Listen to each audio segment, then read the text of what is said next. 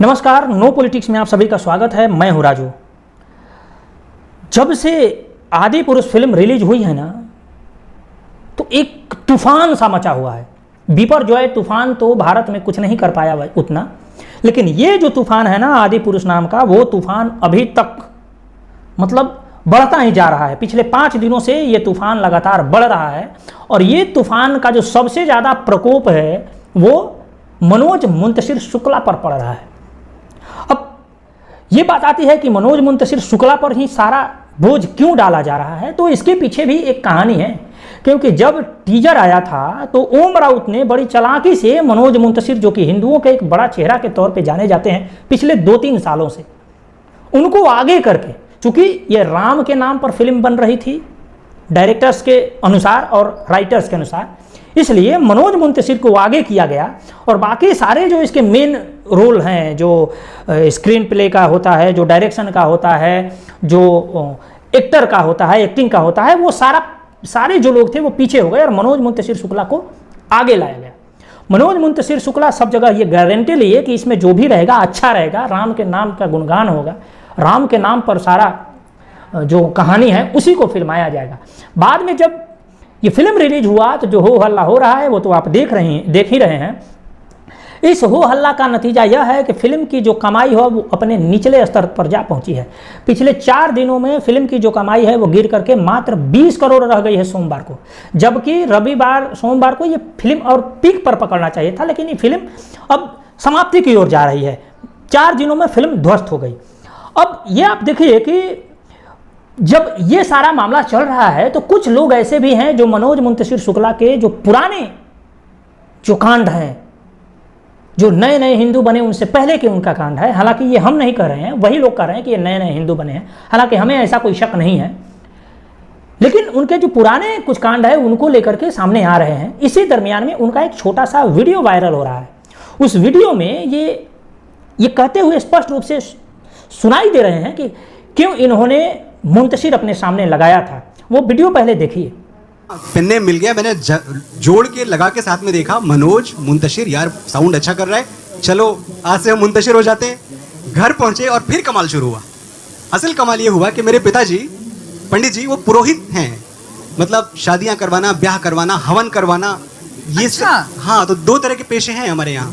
वो जब फसलों का सीजन होता है, धान का, गेहूं का, तो वो किसानी करते हैं, और जब वो सीजन खत्म होता है तो वो पंडित जी बन जाते हैं और छुट्टियां रख के और हर जगह ये चीजें करवाते हैं। क्या बात है।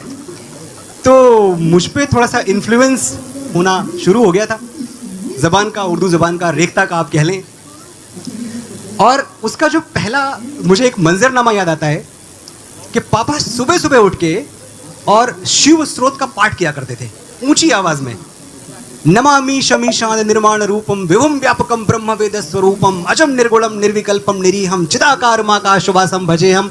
बगल में मनोज मुंतशिर ने लगाया होता था, ख्याले गैर को दिल से मिटा दे या रसूल अल्लाह। आपने स्पष्ट रूप से सुना होगा कि वो अपने नाम के आगे मुंतशिर क्यों लगाए थे। उसके बाद जब इनके पिताजी शिव स्तोत्रम गा रहे थे सुबह सुबह, या गाते थे, पर डे गाते थे, ऊंची आवाज में गाते थे, नमामि शमीशाम मीशाम रूपम, तो उस समय मनोज मुंतशिर रसूल अल्लाह गाया करते थे। क्या रियली? अगर ये सत्य है तो निश्चित रूप से ये कन्वर्ट हो चुके थे, मानसिक रूप से तो निश्चित ही कन्वर्ट हो चुके थे। माना कि उर्दू जुबान आप बोलने का प्रयास कर रहे थे, उर्दू जुबान आप सीख रहे थे, फिल्म इंडस्ट्री में चूंकि बिना उर्दू का एंट्री नहीं मिलता है तो इसलिए आपने नाम चेंज किया, उर्दू जुबान सीखा, लेकिन उर्दू जुबान में कोई या रसूल अल्लाह कम कहता है भाई। और वो भी तब जब आपके पिताजी आपके घर में सुबह सुबह शिव स्तोत्रम गा रहे हैं और उनको चिढ़ाने के लिए आप रसूल अल्लाह गा रहे हैं। आप उस क्षण को याद करिए, उस क्षण को अपने मन मस्तिष्क में लाइए जब उनके पिताजी के सामने ये घटना हो रही होगी, उनको कितना बुरा लगता होगा।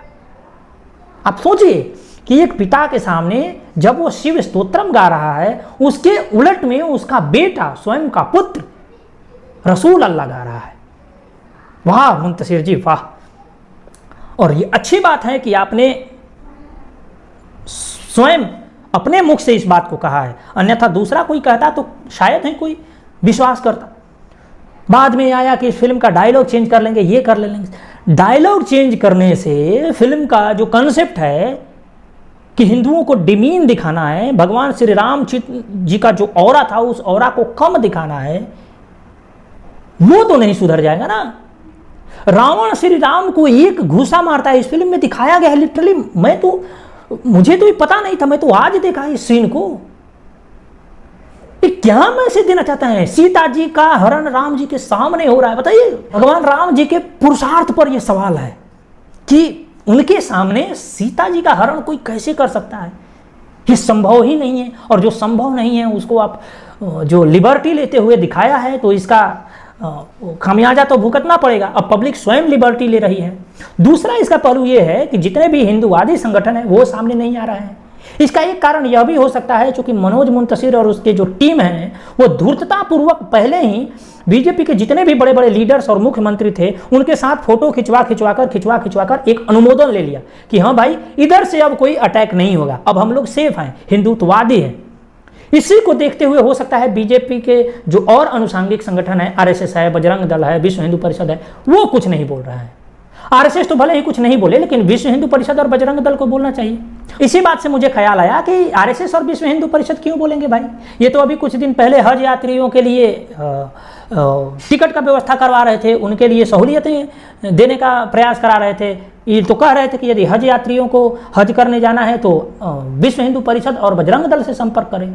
इनकी दुर्गति तब हुई जब वही हज यात्रियों की एक टीम ने बीजेपी और आरएसएस की बर्बादी की दुआ कर दी खुलेआम। ये मामला तब सामने आया जब बीजेपी के ही एक मुख्यमंत्री जो है उत्तर प्रदेश के, वो मोहसिन रजा ने एक ट्वीट किया। इस ट्वीट में उन्होंने एक वीडियो को पोस्ट किया। उस वीडियो में बीजेपी और आरएसएस के बर्बादी की दुआ पढ़ते हुए कुछ लोग सुनाई दे रहे हैं। हालांकि वो मैं वीडियो यहाँ नहीं चलाऊंगा, लेकिन उनका ट्वीट जरूर दिखा सकता हूँ। तो ये है इनका असली चरित्र। इनका चरित्र और देखना है तो एक और खबर आ रहा है, वो है उत्तराखंड से। वहाँ एक बगीचे में कुछ लोगों को कई सारे बंदर मरे हुए मिले। लोगों ने पुलिस थाने में कंप्लेन किया। पुलिस ने जब इसका जांच शुरू किया तो पता चला कि वो आम का बगीचा कुछ शांति प्रिय समुदाय के लोगों का था। उन्होंने लीज पर लिया था और उस बगीचे में चूंकि बंदर परेशान करते थे, इसलिए बंदरों से मुक्ति पाने के लिए उस आम के बगीचे पर जहर छिड़क दिया। आम पर पड़े जहर को खाकर के जब बंदर मरने लगे तो उनके शवों को जो फलों के रैकेट होता है उस रैकेट में डाल ऊपर से पत्ता भर के जमीन के अंदर गाड़ दिया गया और बहुत सारे बंदरों की लाशें तितर बितर पड़ी हुई थी। तो ये इनका असली चरित्र है। बताइए, हमारे संस्कृति में जानवरों के लिए, बंदरों के लिए तो कुछ फल वैसे भी वृक्षों पर छोड़ दिया जाता है। कितनी मतलब निर्दयता है इनके हृदय में, आप सोच करके देखिए। तो ये सारा चीज चल रहा है। और बाकी आप क्या सोचते हैं हमें कमेंट बॉक्स में बताइएगा। लेकिन इस तरीके की बहुत सारी ऐसी खबरें हैं जो आदमी बात कर सकता है। अभी बालासोर में जो ट्रेन हादसा हुआ है उसकी भी कुछ खबरें आ रही हैं, लेकिन उसको जब तक कंफर्मेशन नहीं लेते तब तक हम उसके बारे में कुछ नहीं बता सकते। बाकी हमें कमेंट बॉक्स में अवश्य बताइए। चैनल को सब्सक्राइब करिए, वीडियो को लाइक कीजिए।